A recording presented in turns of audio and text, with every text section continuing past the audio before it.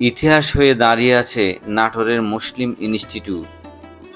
প্রতিষ্ঠা লগ্ন থেকেই এটি কেবল স্থাপনা নয়, বরং সময়ের দলিল হয়ে আজও অতীতের গৌরব বয়ে বেড়াচ্ছে।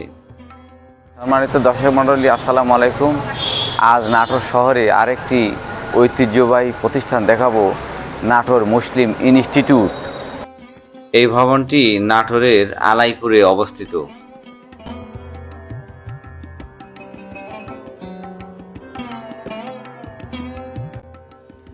তৎকালীন সময়ে নাটোরের এসডিও মিডিএন হকের পৃষ্ঠপোষকতায় ভবনটি নির্মিত হয়েছিল। 1944 সালে 23শে ডিসেম্বর স্যার কে নাজিম উদ্দিন এই প্রতিষ্ঠানের উদ্বোধন করেন। সূত্রে জানা যায়, পরবর্তীতে সংস্কার কার্য সম্পাদন করেন জনাব মোজাহার আলী এবং নুরুন্নাহার বিবি।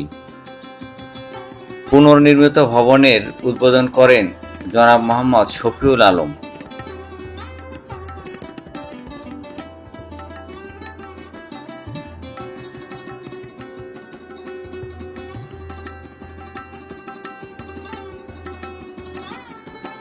বছরের পর বছর ধরে এই ইনস্টিটিউট সাংস্কৃতিক কর্মকাণ্ডের প্রাণকেন্দ্র হয়ে ওঠে। সভা সমাবেশ, সাহিত্য চর্চা কিংবা সামাজিক উন্নয়নমূলক কর্মযজ্ঞ সবকিছুতেই এর উপস্থিতি ছিল উজ্জ্বল।